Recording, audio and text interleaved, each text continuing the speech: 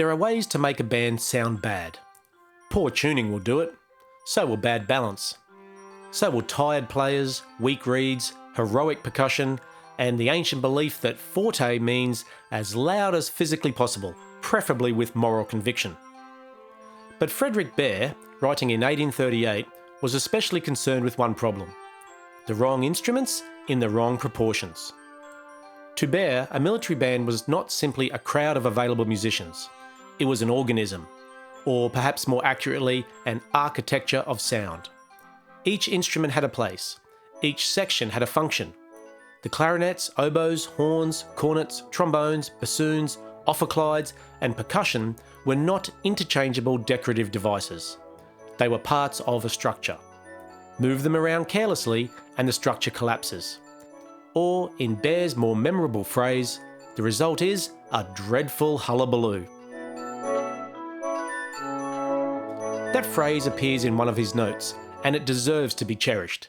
A dreadful hullaballoo. Not a minor imbalance, not a slightly unfortunate sonority, a dreadful hullaballoo. One feels that Berr had heard things that could not be unheard. In his book, The Need to Reconstitute the School of Military Music, Berr argues that French regimental bands had fallen behind the musical world around them. Theatre orchestras had grown richer. Modern opera had become more colourful. Composers such as Alba were writing music full of energy, brilliance and dramatic effect. Naturally, military bands wanted to play this music, or at least arrangements of it. That was part of their public function. Military bands did not only play utilitarian marches, they performed popular pieces, operatic selections, ceremonial music, and works intended to entertain soldiers and civilians alike. But Berr says the bands were not properly equipped to do this. The modern orchestra had expanded. The regimental band had not kept pace. The result, he says, was not a true imitation of orchestral effects, but a kind of travesty. Now that is a brutal assessment. A travesty. He's not saying the bands were merely imperfect. He is saying they were attempting music for which their resources and proportions were inadequate, and the result distorted the very thing they were trying to represent. This is one of Berr's most important musical insights. A band is not improved simply by adding more players. It must have the right balance of colours. That is why he proposes a fixed instrumentation. Piccolo, E-flat clarinet, solo B-flat clarinet, first and second B-flat clarinets, oboes, drawn from the clarinet section, horns, cornets, trumpet, trombones, bassoons, ophicleides, bass drum, snare drum, cymbals, and finally the Chinese hat or the jingling johnny. The Chinese hat, also known as the Turkish crescent or the jingling johnny, was a tall percussion instrument fitted with small bells and jingling metal ornaments. It was often associated with military bands and so-called Turkish music. It's far too interesting to dispose of in a single sentence here, so perhaps we shall come back to it in a future episode. To modern eyes, Berr's list is a fascinating pre-Adolf Sax military band. There are no saxophones yet, and no sax horn family. But in essence, it is surprisingly close to modern wind band instrumentation. What is missing are some of the instruments we now take for granted: the saxophones, the bass clarinet, the euphonium and the tuba. But what matters most for now is not the exact list of instruments. What matters is Berr's insistence that the distribution should be fixed.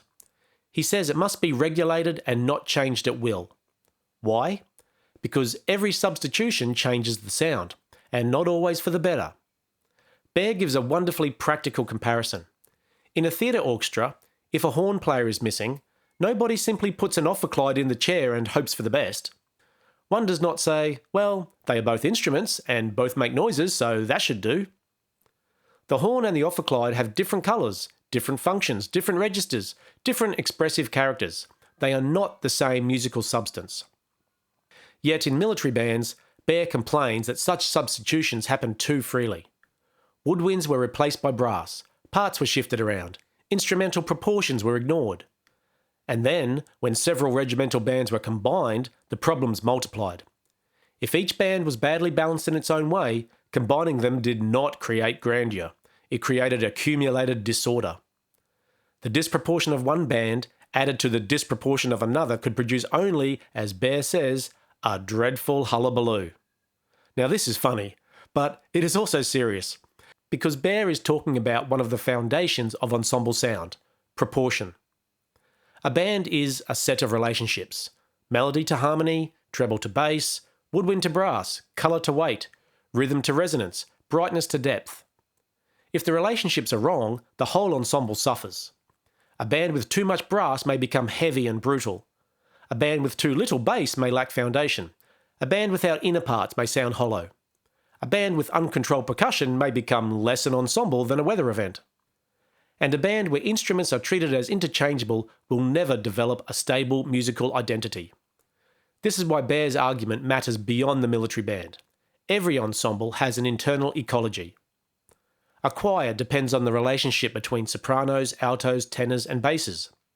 An orchestra depends on strings, winds, brass, and percussion in balance. A brass band depends on a carefully graded family of cornets, horns, baritones, trombones, euphoniums, basses, and percussion. And a wind band depends on colour, weight, blend, and register. You cannot simply replace one part of that ecology and expect nothing to change.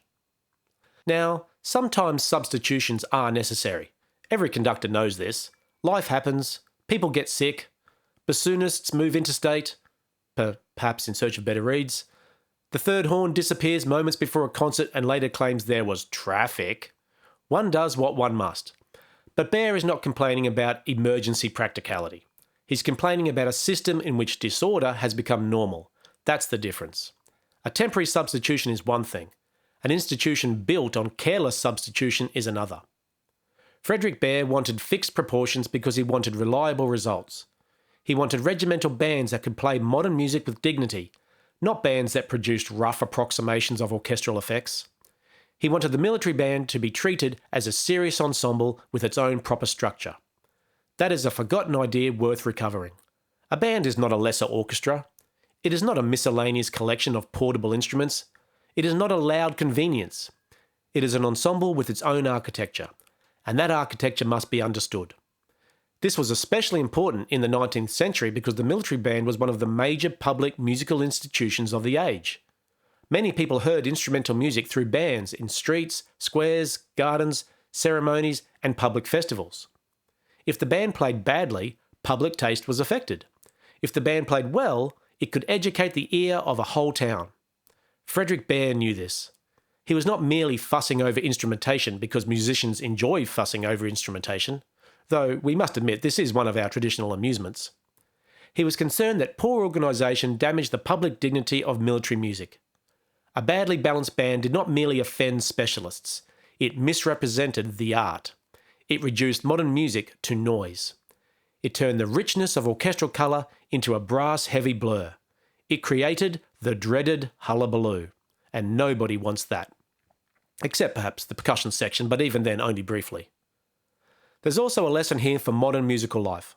We often talk about ensembles in terms of numbers. How many players, how many students, how many members, how large is the band? But size is not the same as balance.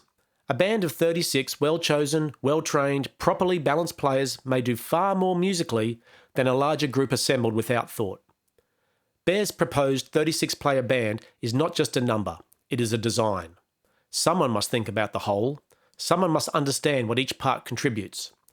Someone must know that a horn is not an ophicleide, that an oboe is not merely an inconvenient clarinet, and that the bass line is not a place where hope goes to die. This is one of the reasons conductors and arrangers matter. They are not merely time beaters and note police.